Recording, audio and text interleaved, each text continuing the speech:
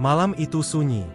Bukan sekadar sepi tanpa suara, tapi sunyi yang terasa hidup, seolah angin pun sedang menahan napas. Di saat kebanyakan orang terlelap, seorang lelaki tua duduk bersila di beranda rumah kayunya.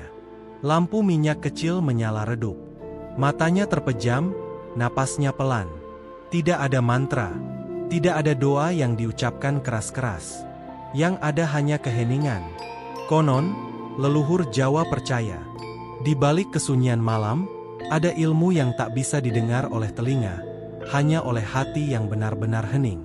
Ilmu itu tidak diajarkan oleh guru, tidak ditulis dalam kitab, dan tak bisa dibeli dengan apapun, kecuali laku.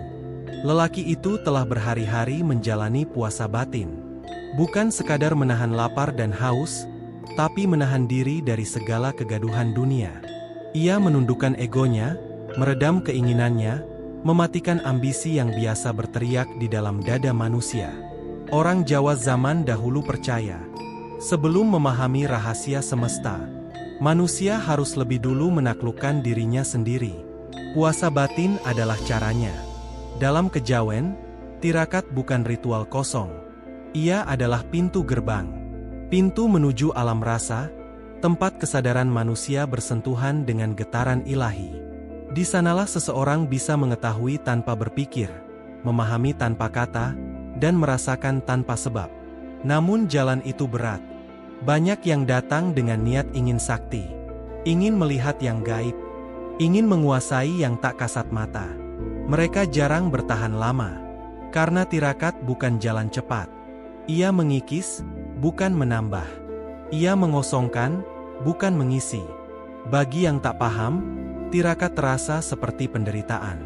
Tapi bagi yang mengerti, ia adalah penyucian. Proses mematikan keinginan agar cahaya sejati bisa hidup.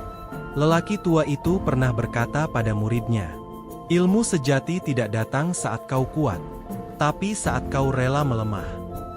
Dalam sejarah Jawa, para resi, pandita, bahkan raja tidak berani mengambil keputusan besar tanpa tirakat.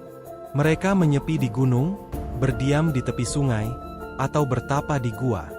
Bukan untuk melarikan diri dari dunia, tapi untuk kembali ke asal, sangkan paraning dumadi. Kitab-kitab lama menyebut, puasa bukan soal perut, melainkan soal rasa. Menahan hawa nafsu yang menutupi cahaya batin. Membersihkan getaran diri agar mampu menerima wahyu, bukan suara, tapi pemahaman yang tiba-tiba hadir. Leluhur Jawa memandang manusia hidup di dua lapisan. Yang pertama, urip raga, hidup tubuh. Yang kedua, urip rasa, hidup kesadaran. Selama raga berkuasa, rasa tertidur. Dan tirakat adalah cara membangunkannya. Dalam keheningan yang panjang, lelaki tua itu merasakan sesuatu yang aneh. Tubuhnya lemah, tapi batinnya terasa penuh. Ada hangat lembut di dadanya. Bukan emosi, bukan pikiran, melainkan rasa tahu. Disitulah ia paham. Ilmu gaib bukan sesuatu yang dikejar. Ia datang ketika batin sudah layak menerimanya. Namun para leluhur memberi peringatan keras. Aja gumunan, aja kagetan, aja dumeh. Jangan mudah kagum, jangan terkejut, jangan merasa lebih. Karena saat seseorang berkata, aku sudah sampai, saat itu pula pintu tertutup kembali. Tirakat mengajarkan satu kebenaran pahit sekaligus indah. Kekuatan sejati bukan pada penguasaan, melainkan pada penyerahan. Seperti air, semakin rendah ia berada, semakin banyak yang mengalir kepadanya. Maka para pertapa memilih diam. Lebih suka sepi daripada pujian. Karena di dalam sunyi, ada bahasa halus yang tak bisa dipalsukan. Dan ketika tirakat benar-benar matang, dunia berubah. Angin seperti berbicara. Keheningan terasa bermakna. Setiap kejadian menjadi isyarat. Alam semesta menjelma kitab terbuka. Dan mereka yang telah mengolah rasa mampu membacanya.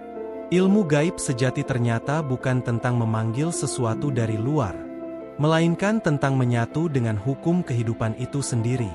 Pada akhirnya, tirakat bukan warisan masa lalu. Ia adalah jalan pulang. Menahan lapar agar ego kelaparan. Menahan bicara agar batin mendengar. Menahan diri agar cahaya bisa masuk. Dan ketika seseorang berani sunyi, ia akan mendengar suara dari dalam.